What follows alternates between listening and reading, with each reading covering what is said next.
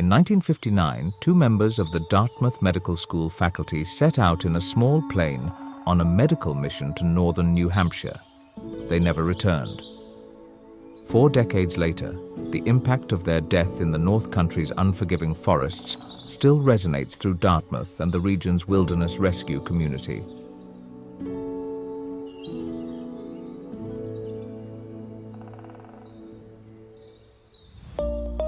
In this episode of New England Unearthed, we'll be exploring the fascinating story of Doctors Ralph Miller and Robert Quinn of New Hampshire.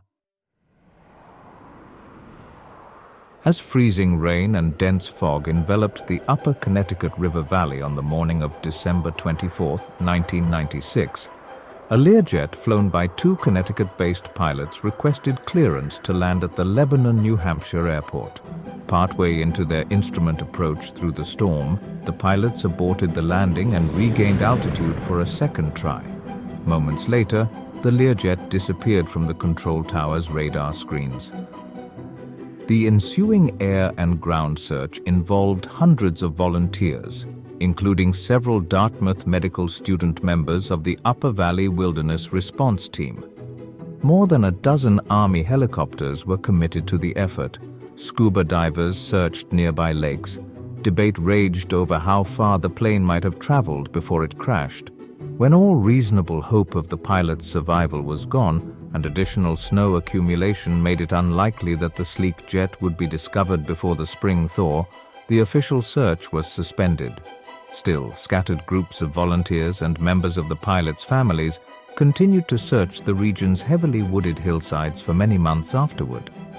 One reason so many Upper Valley residents refused to abandon the search for the 2 young pilots from Connecticut was the still vivid memory of an equally puzzling airplane crash in 1959. That crash devastated the then small Dartmouth Medical School community, for its pilot and passenger were both members of the DMS faculty.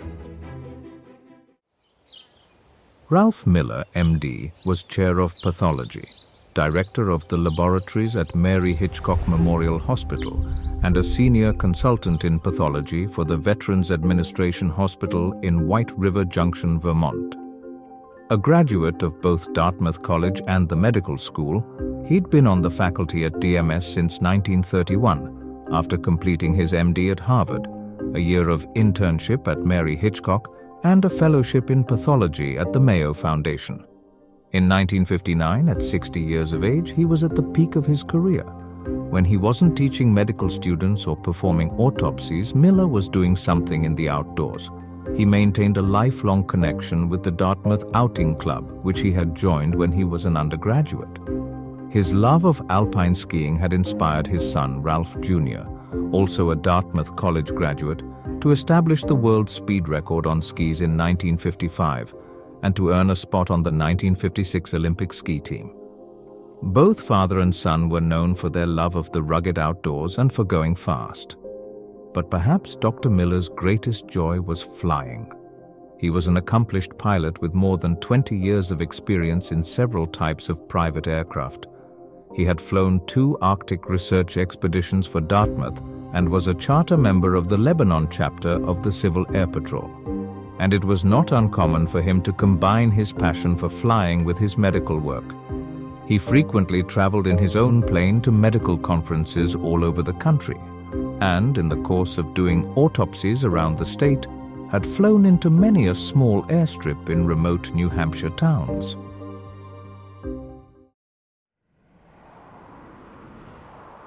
On the morning of Saturday, February 21, 1959, Miller agreed to fly his colleague, Dr. Robert Quinn, to Berlin, New Hampshire, north of the White Mountains. Quinn had been asked to consult on a patient there with serious heart problems, while Miller himself was already planning to fly north to do an autopsy in Lancaster, New Hampshire, only 20 miles from Berlin. Quinn, 32 years old, was a respected young cardiologist who had been recruited to Dartmouth in 1956.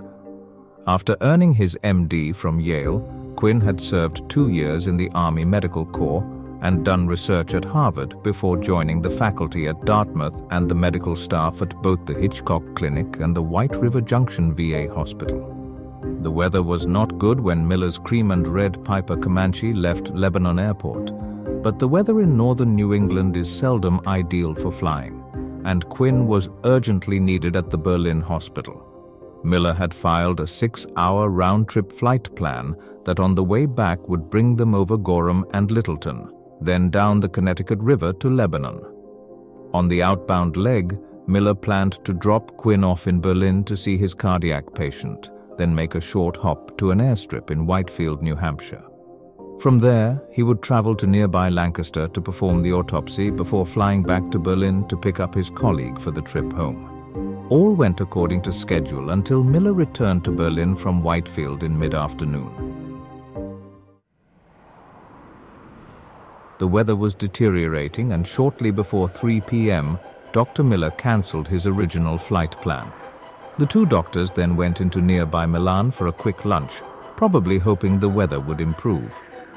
Sometime around 3:30, the cream and red Comanche was seen taking off from the Berlin airport, even though there were serious snow squalls in the vicinity.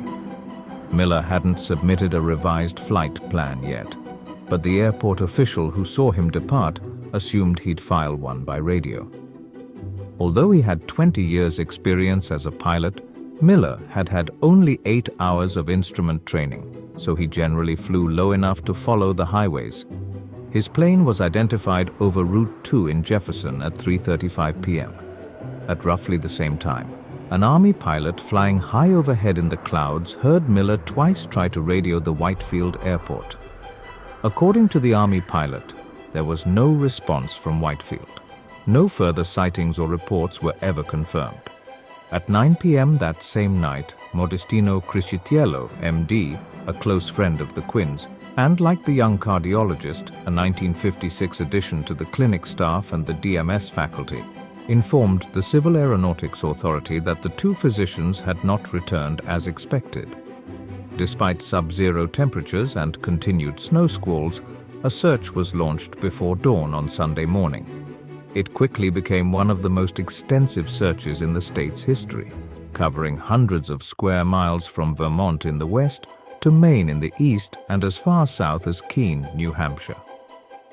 Although the air search was hampered by several days of bad weather, it eventually involved the Civil Air Patrol, the National Guard, the Army, and the Air Force, as well as dozens of private planes. February 25th, 4 days after the doctor's disappearance, brought the first really good weather for aerial surveillance. That day, 70 aircraft crisscrossed northern New Hampshire. More than 260 suspected sightings had been reported and were investigated, but none turned up the missing Comanche. The intensive air search, which included both fixed-wing planes and helicopters, continued for several more days. Before the Air Force withdrew from the effort in early March, its pilots alone had contributed nearly 450 sorties, 700 hours of flying time, and 5,000 gallons of fuel. Meanwhile, a massive ground search was also underway, covering some of the wildest terrain in the Northeast. Soldiers from the National Guard, state police officers, and conservation officers from the Department of Fish and Game were joined by numerous faculty members and students from both the medical school and the college, including many members of the Dartmouth Outing Club. The Dartmouth-based searchers were inspired by the tireless efforts of Philip Neese, M.D., a pathology department colleague of Miller's, and by Ralph Miller, Jr., the pilot's son, who at the time of the accident was a second-year medical student at Dartmouth. But in spite of heroic efforts by hundreds of volunteers who endured extended exposure to severe winter conditions, hope that the doctors would be found alive began to fade as the days passed. Even if the doctors escaped death when their plane went down, reported the local Valley News on February 26th, it is doubtful if they could resist 5 nights with temperatures as low as 30 degrees below zero. On March 1st, 8 days after the plane's disappearance, the official search was halted. Added to the dwindling hope of a successful rescue was fear of possible casualties among the ground searchers, since even daytime temperatures were below zero. Still, sporadic search efforts continued, including occasional air sorties financed by the medical school and Mary Hitchcock Hospital. March and April passed without any sign of the missing plane. "Searchers puzzled," said one newspaper headline, while the accompanying story read, "The grim question is, how can the wreckage of an airplane remain undiscovered with so many planes and searchers probing the area?" Finally, on Tuesday, May 5th, more than 2 months after the accident, a private plane, chartered by Dartmouth, piloted by Richard Stone and carrying as observer a New Hampshire conservation officer named Richard Melendi, was searching the Pemigewasset wilderness, located east of the impressive Franconia Ridge. The Pemi, as it is known to hiking and camping enthusiasts, is the large uninhabited interior of the White Mountain National Forest. Logging operations there in the 1800s had left a network of overgrown skid roads and an abandoned railroad bed, once used to extract millions of board feet of timber. Today, the southern boundary of the Pemigewasset is marked by the popular Kankumagus Highway, which bisects the White Mountain National Forest from Lincoln to Conway. But in 1959, the Kankumagus was still on the drawing boards, and the heart of the Pemi was about as far from a paved road as one could get in New Hampshire. At about 4 p.m. on May 5th, Officer Melendi spotted the wreckage of a small plane across the Thoreau Falls Trail, at nearly the geographical center of the Pemi. Stone flew back to his base and reported the sighting to John Rand, executive director of the Dartmouth Outing Club. By 4 a.m. the next morning, a search party had been mobilized. It was led by Miller's colleague Phil Nice and included his son Ralph Jr., Stone, Melendi, and 2 other conservation officers familiar with the White Mountains. They found the trek slow-going, through patches of deep, soft snow and streams that were brimming with spring runoff. A mile from the crash site, one member of the search party discovered an unusual knife in the snow. Ralph Miller, Jr., identified the instrument as a surgical scalpel identical to those used by his father. It was the first indication the searchers had that the doctors had survived the crash. Farther on, the wreckage was sighted. The plane was upside down, partially supported by birch saplings, its crumpled left wing overhanging the trail.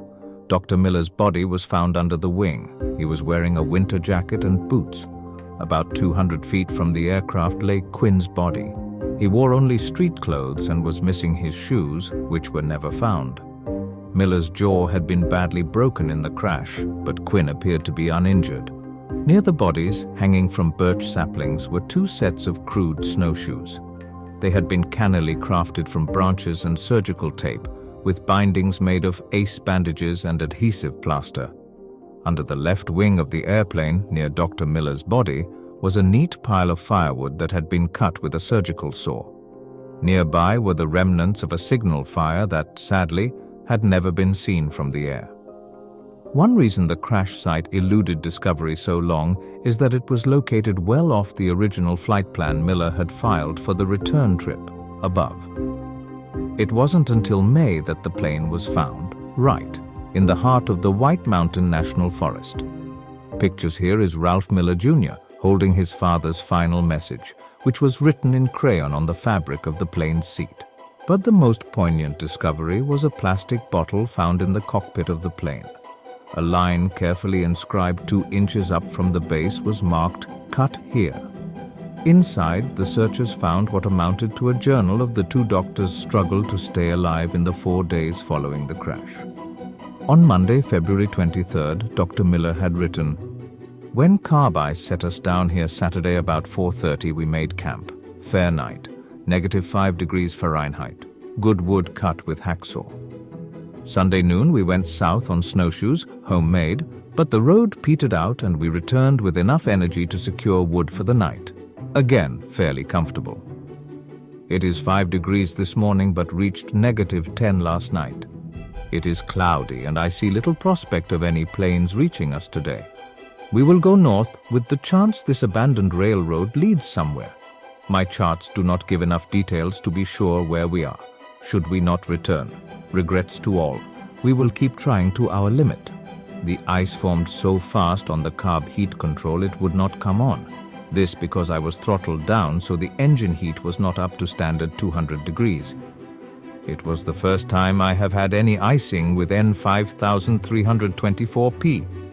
Later that same morning, he wrote, Monday 10 a.m. snowing, decided against any snowshoeing. All energy used for woodcutting, I have little hope. Goodbye, Betty. It has all been wonderful. No regrets except for Bob. Have fun.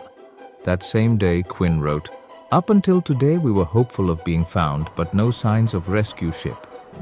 Tried to walk out yesterday, no luck. I have become particularly weak. Fighting the cold is hard. The next day, Miller wrote, Tuesday noon. Still trying, though tools broken, snow. No hope left. On Wednesday, Miller, evidencing the spirit of a physician-scientist to the end, scrawled in crayon on the fabric of the plane seat, My last and most important message. Survival instinct fights pain. Rem goodbye all. This is saving a lot of experiments, I hope. For Ralph Miller Jr., today a physician in Lexington, Kentucky, the 41 years since his father's death have not dulled the tragic ironies of the accident. The night before the ill-fated flight, father and son had had a spirited conversation about the weather. Dr. Miller felt the most severe storms of the winter were over, while his son argued confidently that more storms and significant snowfalls were still on the way. They bet a bottle of wine on their predictions. The next day, shortly before Miller and Quinn made their final departure from Berlin, young Ralph Miller was enjoying a few runs at the Dartmouth skiway with niece. Both noticed the cold, windy weather, punctuated by harsh snow squalls that dumped an accumulation of new coverage. Sadly, once the doctors were on the ground, the ironies continued to mount. The Comanche's radio had not been damaged in the crash, but the wrecked plane was surrounded by 4,000-foot ridges that effectively blocked any distant radio transmissions. Nevertheless, had the weather cooperated, Miller almost certainly would have been able to radio any planes flying overhead. But the winter storms that he'd bet his son were over kept search planes out of the skies until Wednesday, the day the doctors finally succumbed to the cold. A final tragic misjudgment, for which the doctors cannot be blamed, involves their decision to abort the effort to walk out from the crash site. After their ingenious attempt to fabricate snowshoes from the materials they had at hand, they followed the abandoned logging railroad bed more than a mile from the airplane. Given the severe cold and the deep snow, it is unlikely that they could have managed the 12-mile hike to the town of Lincoln, but less than a mile from the point where Dr. Miller's scalpel was found, a Forest Service cabin overlooks the logging trail. Although they had no way of knowing it, the two doctors were a mere 8/10 of a mile from food and shelter that would have allowed them to survive well beyond Wednesday when the air search began.